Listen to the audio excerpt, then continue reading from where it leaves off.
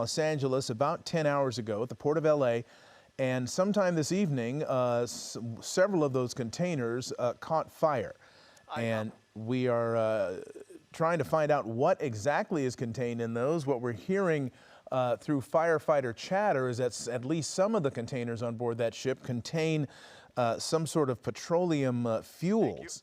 We're going to try to find out more information about that. We know that there's some 15 crew members that have been accounted for and 6 that have not been so far.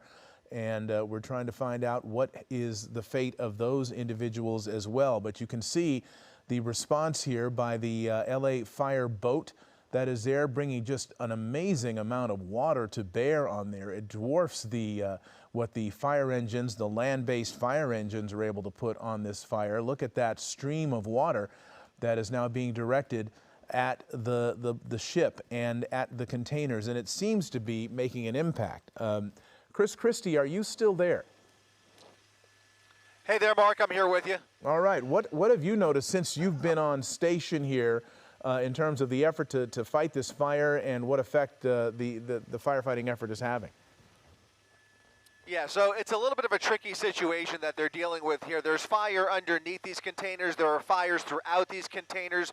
They are using infrared technology to try and isolate the hottest containers and really try and isolate the main sources of this fire. They know that they are dealing with some type of hazardous materials. These are class 3 hazardous materials, which could include a variety of flammable materials, but you gotta imagine in a ship like this, you've got all types of various goods in these containers, including many lithium-ion batteries that are so prevalent in today's electronics. Those are just one of the factors that they are dealing with, but they are really starting to isolate the specific containers that are producing the most heat, and that is where they are aiming that stream of water to try and cool things down.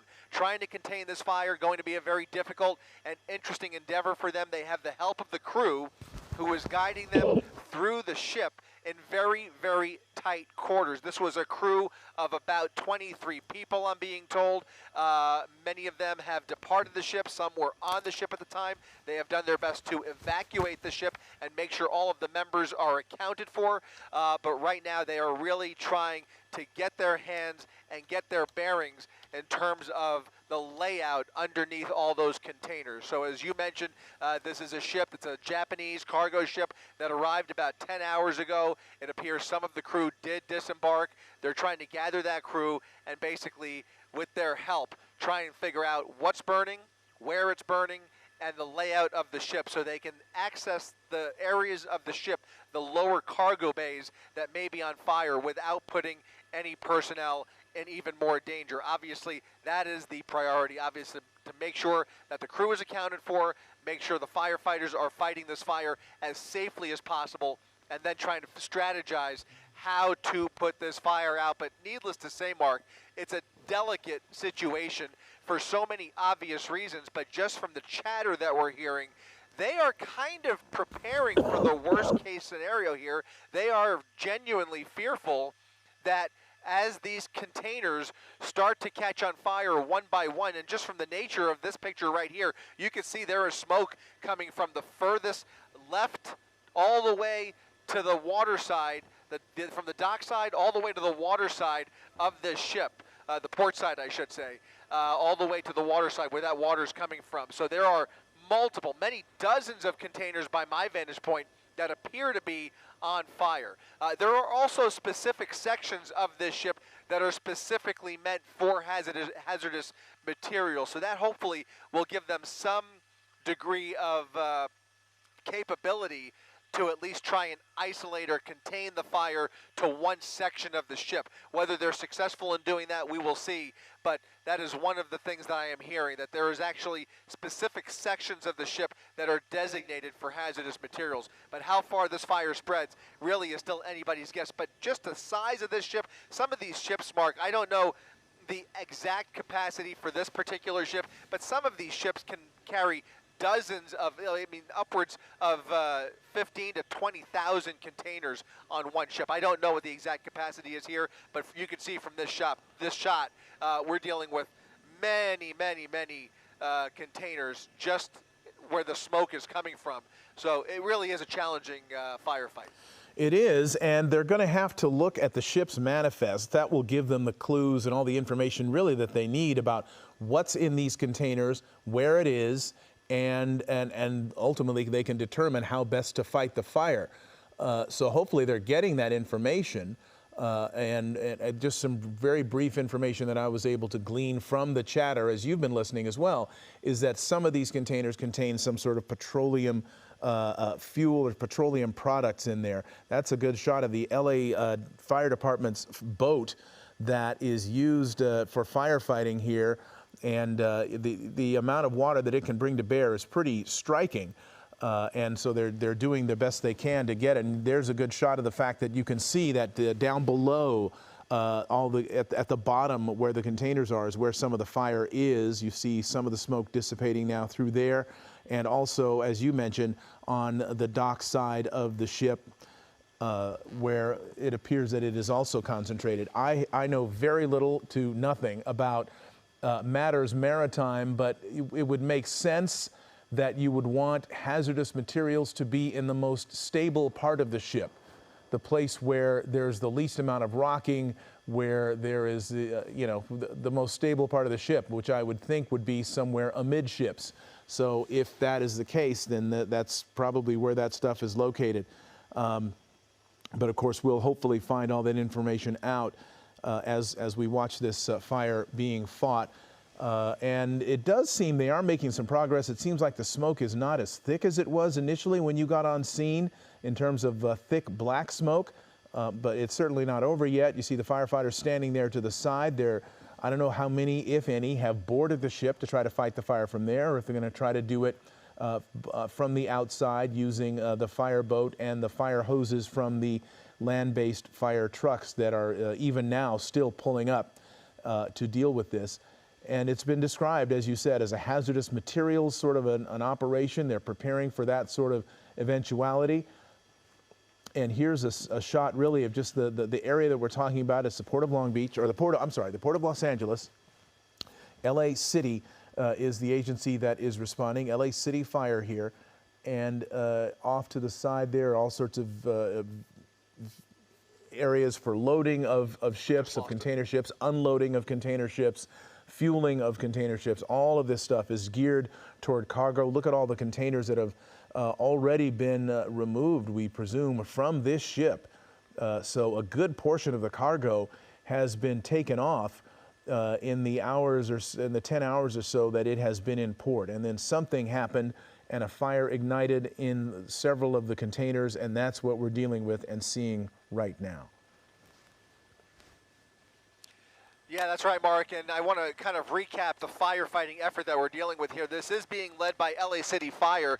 The initial firefighting effort started by the crew members on board this ship at the time this fire broke out. So they were immediately on scene to try and handle this fire with the existing equipment that they have on board, potentially even sprinkler systems that I would imagine are probably installed on a ship this modern.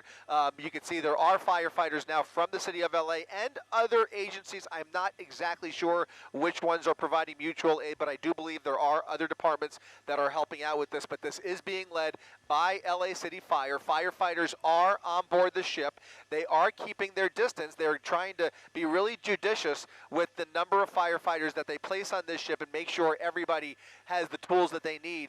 Mainly the breathing apparatus necessary to fight this fire, because this smoke is emanating with very, very hazardous fumes. And so they are very conscious of that. Everybody, I believe, on board in that shot, we'll try and get a close-up there again, but I believe everybody is wearing a mask. That was the instructions that I heard go out over the radio.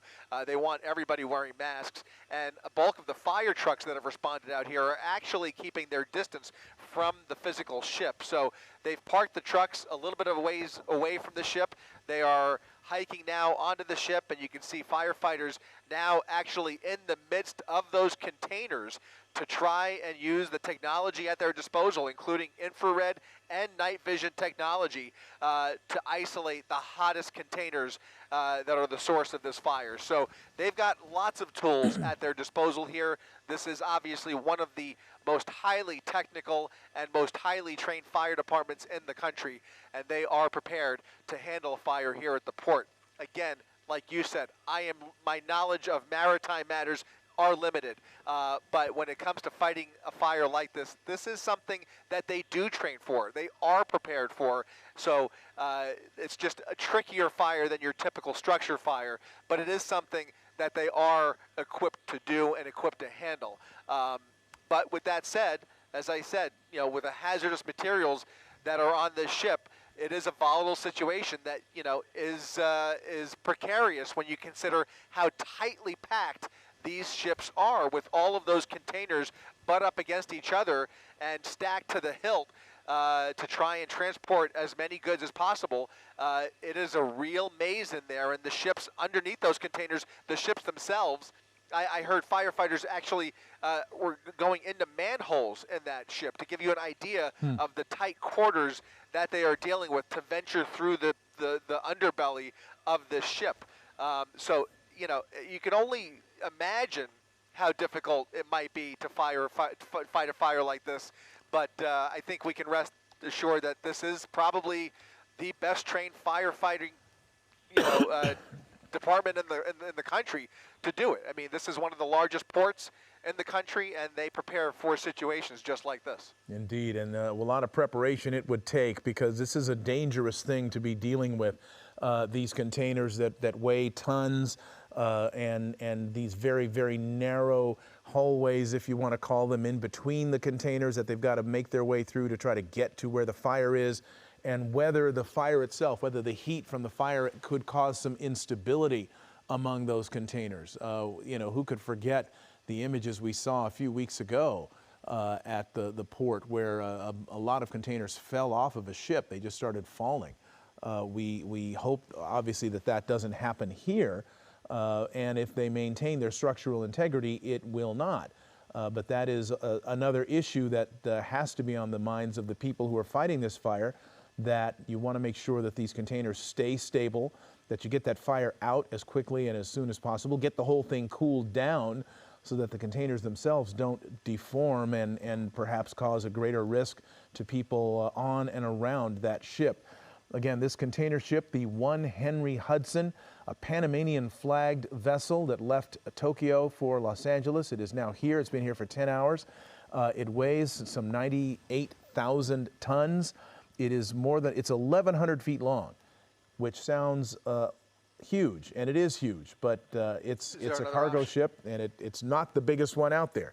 It is 1,000 feet long, 1,100 feet long, some 45 meters wide, and we don't know how many containers it's capable of carrying or what it is capable of carrying, but you can see it is a lot. Some of the cargo already, it appears, has been unloaded. A lot of it's still there, and causing a lot of trouble at this point for the firefighters. We're hoping to get more information on the manifest and what is exactly contained in these containers, to see if that may alter in some way how they fight the fire, and may give a clue as to how the fire began. We're getting an update now from our folks at the desk who are trying to find out this information that we've been seeking. I'm just going to read a statement from the LA Fire Department. This was at 8 p.m., released at 8 p.m. Hazardous materials have been identified in the involved bays. That's per the ship's manifest. All LAFD members on scene are fully encapsulated and breathing through their breathing apparatus. Marine units, that's the fire boats, they're cooling the outside of the ship to make the conditions on board more tenable. Incident Command has instructed that no firefighting personnel go below deck. And this is key, at 7:58 p.m., Chris, an explosion was noted mid-deck. That has affected power, and including lights and crane operations on the ship. The good news, no one has been injured. Excuse me. 15 crew members have been, excuse me, safely evacuated. 2 are still on board, 6 unaccounted for.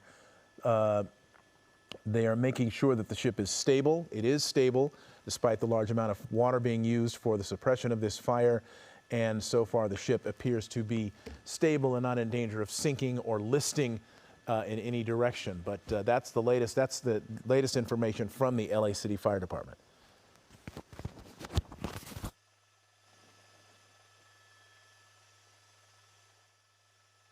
Hey there, Mark. I'm back with you. Can you hear me? Yeah, I got you. So just dipping in and out of the radio traffic here, starting to get a little bit more of a complete assessment of what they're dealing with in there. They're basically looking at the section of containers that are burning right now, and essentially, based on the heat signatures coming from those containers, there are at least a half a dozen that are fully involved. And at this point, it is very likely that they are going to write off a large chunk of this vessel and really just protect the exposures surrounding the group of containers that you see on fire right now. There is really no good way for them to fight the fire inside the containers. So a bulk of these containers, they expect, essentially, will start catching on fire one by one. They're doing their best right now to try and pinpoint what is fueling this fire. They do not have a great handle on what is fueling the fire. They just know that there are a variety of hazardous materials on board this ship in this section of the ship. But essentially, they don't have a great way of accessing it. So what they're going to try and do is get as much foam into the area to allow them to basically blanket these containers with foam. I don't see any foam in place yet, but I did hear that. And then eventually work mainly on protecting the remainder of the ship and its containers. So you can see a bulk of the flames and smoke coming from a very specific section. They're literally in the process of counting the number of containers that are at risk here. But for all intents and purposes, you can expect that just judging from what we're hearing, that a large chunk of those containers are basically a lost cause at this point. Mm-hmm. It's kind of reminiscent of when they fight a structure fire, and they know they're gonna lose the building, and it's basically surround and drown, and basically try to keep the fire from spreading to adjacent structures. It sounds like it's the same tactic that they would use on land is what they're using here for these containers. Yeah, it's a little bit of a defensive posture, with the exception of obviously whatever they can spray from a distance onto that hottest container section, and then really focusing their efforts on the remainder of the containers, the remainder of the ship. But they are going to be very hesitant to put any firefighting lives at risk here for those containers right there. Essentially, whatever's burning is going to burn, and they will work on protecting the remainder of the ship. And keep in mind, a cargo ship like this has multiple firewalls, so there are a number of different bays within the belly of that ship that are protected by firewalls. So they do have the ability of containing this to a certain section. But as far as actually extinguishing the flames that we're seeing here, this is likely a fire that will burn well into tomorrow, and perhaps even beyond that. Yeah, depending on what's inside the containers, what's burning, there's certainly plenty of it, and there's plenty of fuel, plenty of places for this to go, and just the idea is to keep it contained, as you were saying. And it does seem like the smoke, it is billowing more, and perhaps another containers going up. We did hear that, according to the LA Fire, that an explosion happened a little before 8 o'clock, 7:58 p.m., an explosion mid-deck, which is where this fire is, and that's affected the power and the lights. Now, luckily, the ship is moored, and it is not under power. It's not underway, I suppose is what you would call it. So it's not dependent on this to try to control the ship or anything like that. It's stable. It is static, And for that reason, the loss of the power is not as bad a situation as it would be if this ship were on its way into the harbor or trying to navigate the harbor. Then you've got a whole different sort of situation. So the news is good from that aspect of it. But now they're going to try to account for the 6 crew members who are unaccounted for at this point. It's a huge ship, so they could literally be anywhere. They could be sheltering in place somewhere. They could have left the ship and not been accounted for that way. So we're waiting for more information on those other 6 crew members. 15 crew members have safely evacuated, 2 confirmed still on board, and 6 unaccounted for. Again, this is the 1 Henry Hudson. That is some 1,100 feet long, 45 meters wide, and full of containers. At least it was when it arrived here in the port of Los Angeles 10 hours ago today. And now there's that fire that is burning that is visible throughout the port of Los Angeles, and periodically it seems like it looks like steam coming out, like they're making progress, then the smoke gets darker.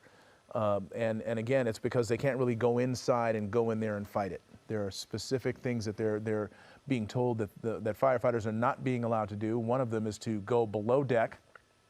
They don't want anybody going below deck on this ship to try to deal with this in any way. It's too dangerous. We'd like to find out more about the specific items that are contained in these containers that are burning. May not be able to get that, at least not right now. But as you said, Chris, it could be a very long time before this thing is extinguished.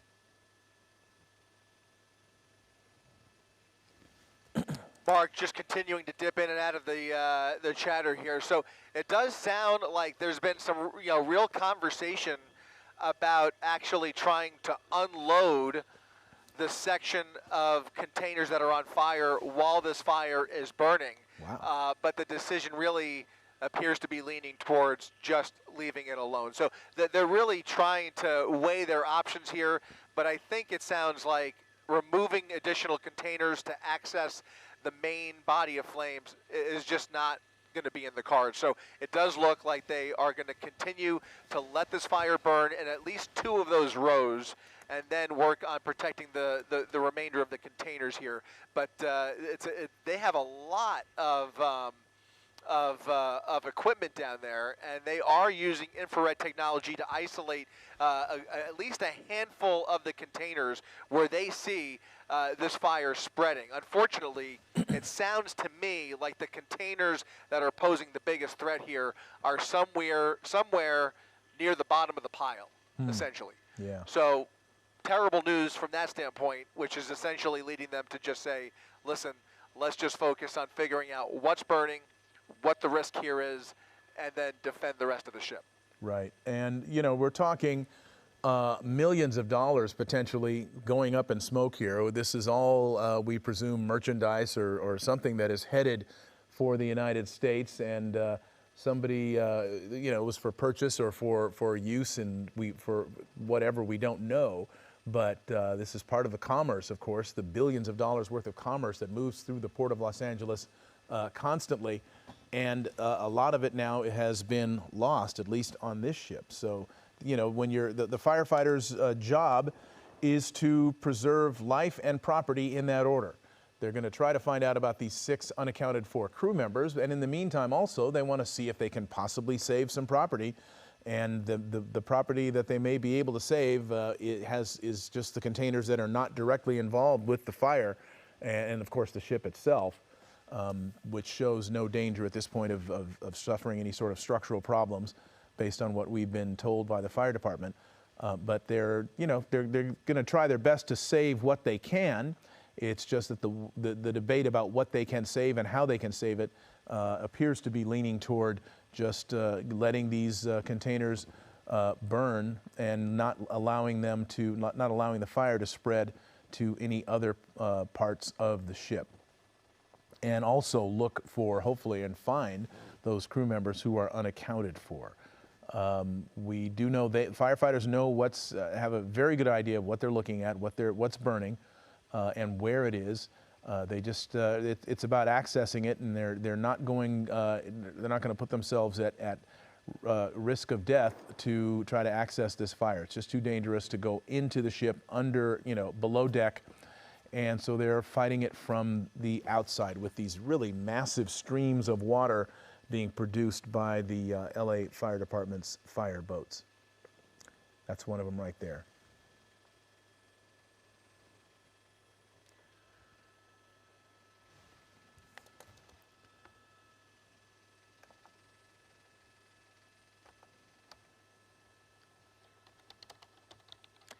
It looks to me, Mark, like there are dividers almost, and just kind of listening to the chatter as well, there's bulkhead dividers in between each couple of rows of containers. And it sounds like they're basically measuring those and figuring out how long it's going to take to essentially flood those bulkheads with water. They're just going to continue to pour water into the hull of that ship, or not the hull of the ship, but in the bulkheads where those containers are stacked up, I should say, and basically flood that section of the ship.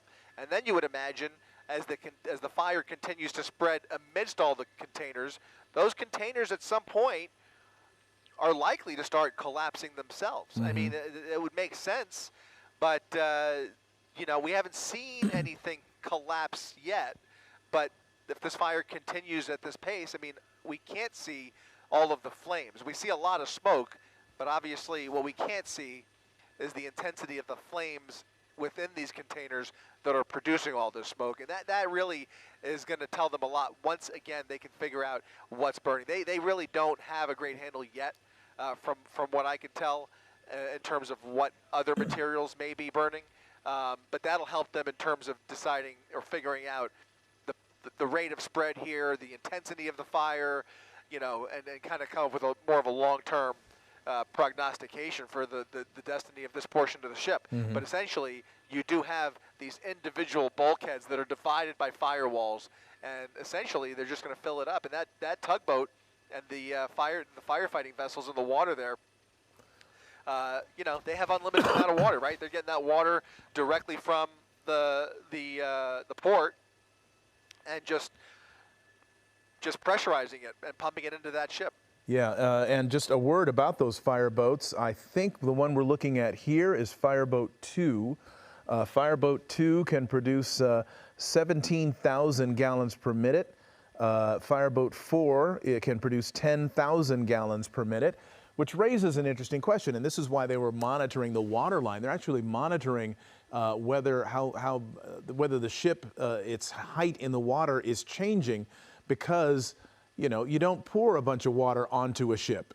That's not something that you want to have to do, because that can affect, the water has weight. And so I think it's a good thing that much of the cargo has been removed, so there's a lot of weight that's already been taken off the ship. But they are monitoring the water line and making sure that things don't, that the water that's being poured onto the ship doesn't weigh it down. And of course there's some drainage there that shows where the water is coming out, but it's coming out a lot slower than it's being poured on at 10,000 gallons per minute from one of the fireboats, and some 7,000 gallons per minute, or 17,000 from the other. That's that heavy stream concentration, and that's of course for extreme emergencies when a ship is on fire. So they're using that water, they're using it judiciously, and they're using it in a way that they hope can impact the spread of the fire and keep it from moving to the other containers. And we'll see the effect as the night wears on.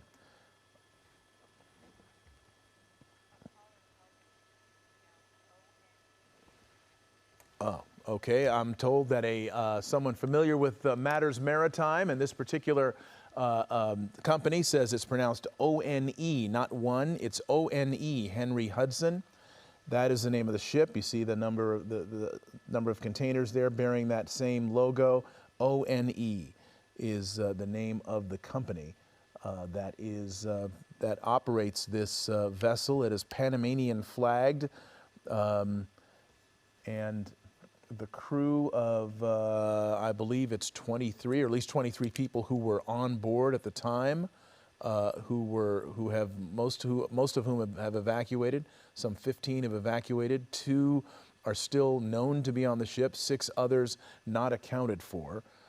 So that is an ongoing concern. When we find out more about the status of all the people who are or were on board the vessel, we will, of course, relay that to you. In the meantime, we're watching more water being poured onto it. The unloading of the vessel has, of course, halted. Chris, you mentioned that they were actually talking about trying to unload some of the containers that are adjacent to the fire. Yeah, that was one of the considerations, but I can only imagine that there's probably a number of reasons they decided not to do that.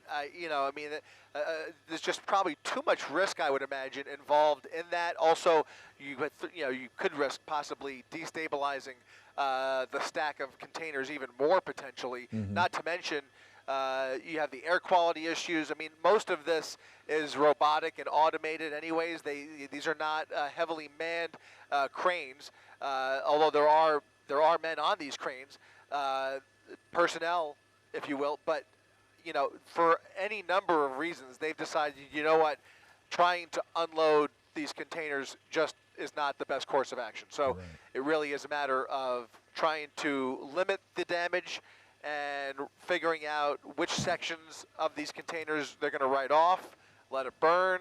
They're going to catch on one by one. They can see in advance where this intense flame is coming from.